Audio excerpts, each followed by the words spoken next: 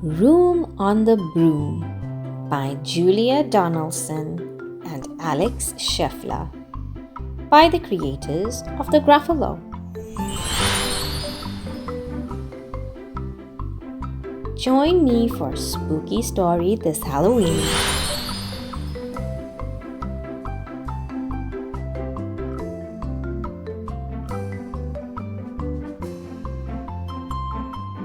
The witch had a cat and a very tall hat, and long ginger hair which she wore in a plait. How the cat purred, and how the witch grinned as they sat on their broomstick and flew through the wind. But how the witch wailed, and how the cat spat when the wind blew so wildly it blew off the hat. "Down!" cried the witch, and they flew to the ground. They searched for the hat, but no hat could be found. Then out of the bushes on thundering paws there bounded a dog with the hat in his jaws. He dropped it politely, then eagerly said, as the witch pulled the hat firmly down on her head, "I am a dog, as keen as can be. Is there room on the broom for a dog like me?"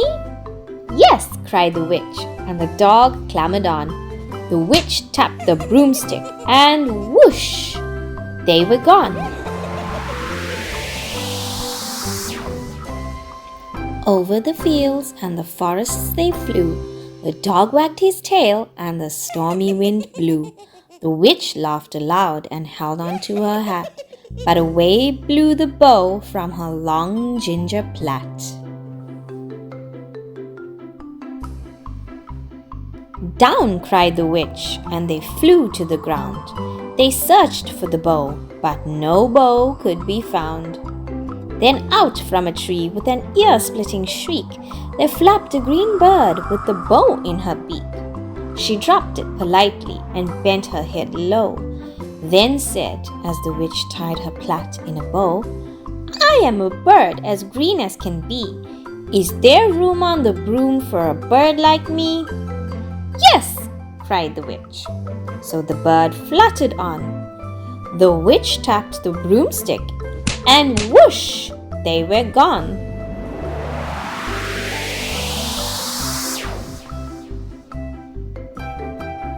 Over the reeds and the rivers they flew.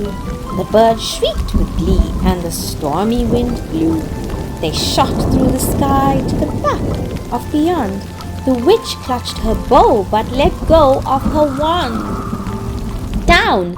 cried the witch, and they flew to the ground. They searched for the wand, but no wand could be found. Then all of a sudden, from out of a pond, leapt a dripping wet frog with a dripping wet wand. He dropped it politely, then said with a croak, as the witch dried the wand on a fold of her cloak, "I am a frog, as clean as can be. Is there room on the broom for a frog like me?" "Yes," said the witch. So the frog bounded on. The witch tapped the broomstick, and whoosh! They were gone. Over the moors and the mountains they flew. The frog jumped for joy, and the broom snapped in two. Down fell the cat and the dog and the frog. Down they went tumbling into a bog. The witch's half broomstick flew into a cloud, and the witch heard a roar that was scary and loud. "I am a dragon as mean as can be, and I'm planning to have witch and chips for my tea." "No!" cried the witch, flying higher and higher. The dragon flew after her, breathing out fire. "Help!" cried the witch, flying down to the ground. She looked all around, but no help could be found. The dragon drew nearer and, licking his lips, said, "Maybe this once I'll have witch without chips." But just as he planned to begin on his feast, from out of a ditch rose a horrible beast. It was tall, dark, and sticky, and feathered and furred. It had 4 frightful heads. It had wings like a bird, and its terrible voice, when it started to speak, was a yowl and a growl, and a croak and a shriek. It dripped and it squelched as it strode from the ditch, and it said to the dragon, "Buzz off! That's my witch!" The dragon drew back and he started to shake. "I'm sorry," he spluttered. "I made a mistake. It's nice to have met you, but now I must fly." And he spread out his wings and was off through the sky. Then down flew the bird, and down jumped the frog. Down climbed the cat, and "Pew!" said the dog. "And thank you, oh, thank you," the grateful witch cried. "Without you I'd be in that dragon's inside."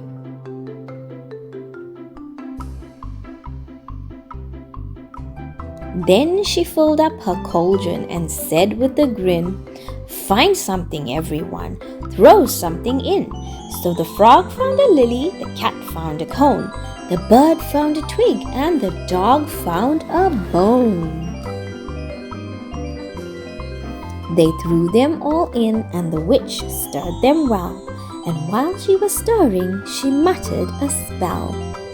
Iggity, zickety, zackety, zoom. Then out rose a truly magnificent broom, with seats for the witch and the cat and the dog, a nest for the bird and a shower for the frog. "Yes!" cried the witch, and they all clambered on. The witch tapped the broomstick, and whoosh! They were gone.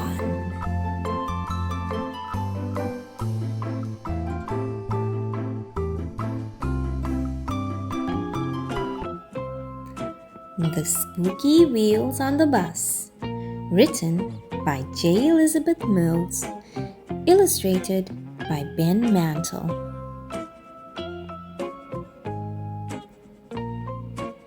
One spooky bus goes rattle and shake, rattle and shake, rattle and shake. One spooky bus goes rattle and shake, all through the town. Two white wipers go creak, creak, creak. Creak, creak, creak. Creak, creak, creak. Two white wipers go creak, creak, creak. All through the town. Three noisy cats go meow, hiss, hiss. Meow, hiss, hiss. Meow, hiss, hiss.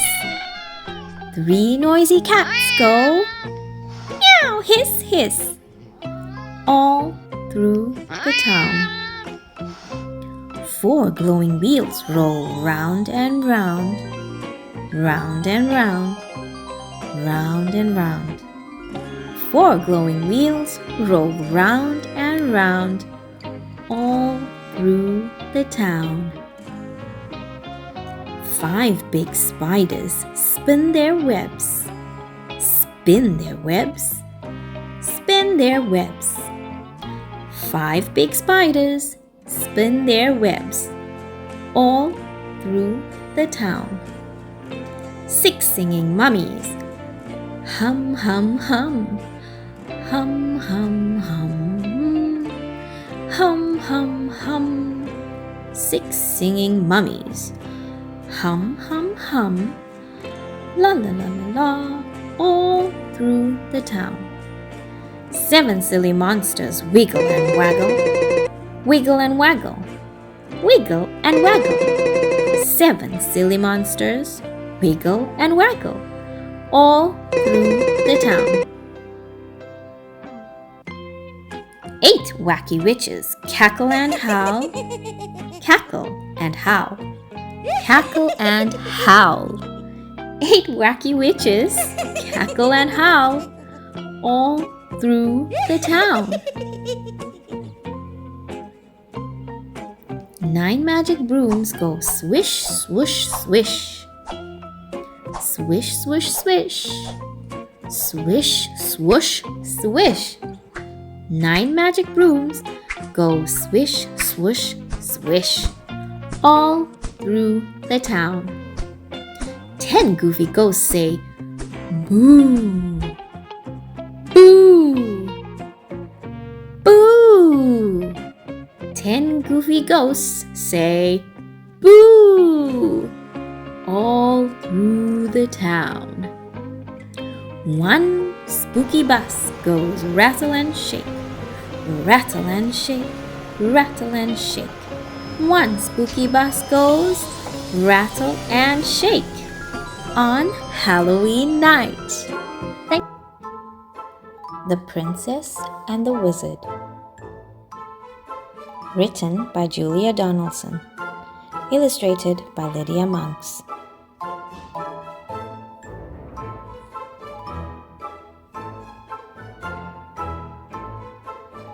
It was Princess Eliza's birthday. She was just blowing out the 7 candles on her cake when a wicked wizard flew down the chimney and into the room. "Why didn't you invite me to your party?" he thundered. "Because wicked wizards like turning people to stone," replied Princess Eliza.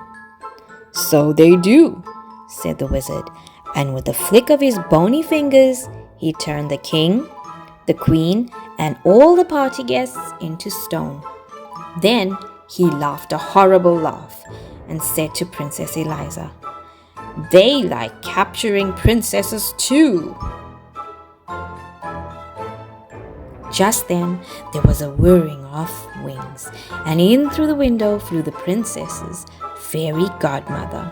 She was late for the party. When she saw what had happened, she waved her wand and said, "The princess may try 7 times to escape by changing her color and changing her shape." The wizard just laughed his horrible laugh and said, "Changing her color and changing her shape will never help Princess Eliza escape." Then he snapped his bony fingers again and turned the fairy godmother to stone.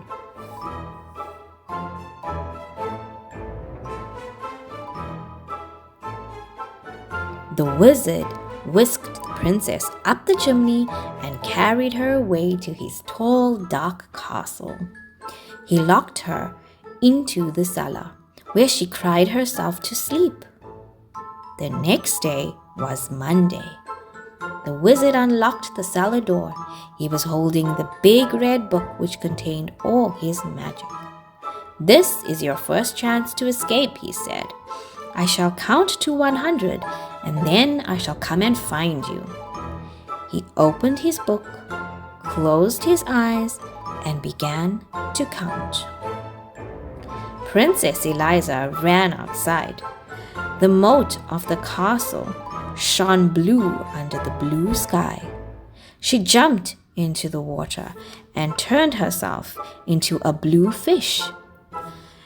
98, 99, 100.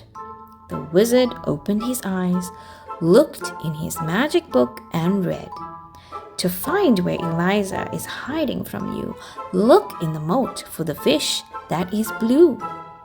He fished Eliza out of the moat and took her to his kitchen, which was full of blue plates and pots and pans. They were all covered in dried up food. "So you like blue, do you?" he said. "Then set to work and wash," and he locked her in. On Tuesday morning, the wizard unlocked the kitchen door. He looked at the plates and pots and pans, and he grunted, "Chance number 2, he said. Then he opened his book, closed his eyes, and began to count. Princess Eliza ran to the farmyard. She turned herself into a yellow chick and hid in some straw. But the wizard read in his book, "The straw in the farmyard is yellow and thick. Princess Eliza's disguised as a chick."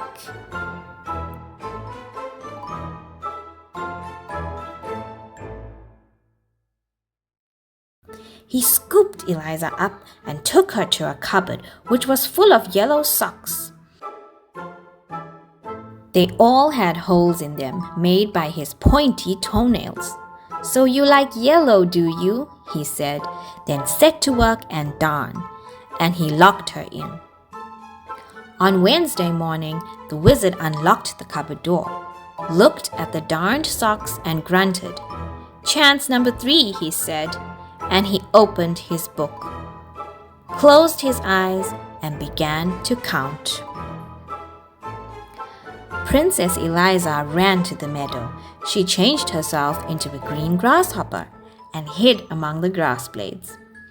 But the wizard read in his book, "The grasshopper princess is easily seen, chirping away in the meadow so green." He caught Eliza in a net and took her to his green bathroom. The bathroom, basin, walls, and floors were covered in the wizard's slimy toothpaste. "So you like green, do you?" he said, then set to work and wipe, and he locked her in. 3 more days went by. Each day, the princess tried to escape.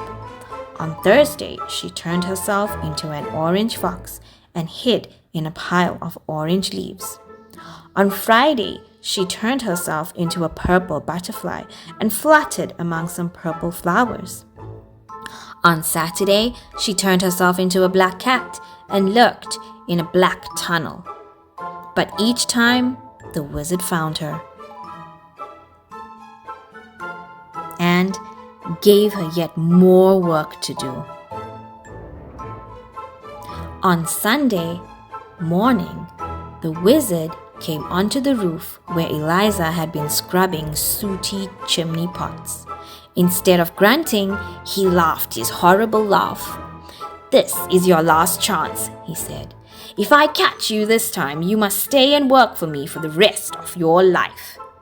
Then he opened his book, closed his eyes, and began to count. Princess Eliza turned herself into a white gull and flew up into a cloud. But as she hovered above the roof where the wizard was still counting, she saw words forming on the page of his open book. "So that's how he finds me," she cried. "I shall never escape." Then she had an idea. She turned herself into a page of the wizard's book, a perfectly blank white page with no writing on it. 98, 99, 100. The wizard finished counting and began to read his book. The princess turned into a bird in the sky. She hid in a cloud. Then she had one more try. That was the end of the page. The wizard turned over to read more, but there was no more. The next page in his book was blank and white. He flew into a rage. "You stupid book!" he shouted, and he hurled it into the moat. The book landed with a splash and sank to the bottom. All the wizard's magic was gone. At that moment in the palace, the king and queen and all the party guests came back to life. "Where is Princess Eliza?" they asked each other. Nobody knew except the fairy godmother. She only smiled and said nothing. Princess Eliza had turned herself from a white page into a blue fish and was swimming to the edge of the moat. She turned herself into a yellow chick and ran across the corn in the farmyard. She turned herself into a green grasshopper and hopped over the grass. She turned herself into an orange fox and raced through the orange leaves. She turned herself into a purple butterfly and fluttered over the purple flowers. She turned herself into a black cat and streaked through the black tunnel. Then she turned herself into a white bird and flew all the way back to the palace and in through the window. She perched on a chair at the tea table and changed herself back into a princess. The king and queen and all the party guests hugged her. Then Princess Eliza cut her birthday cake and everyone had a slice.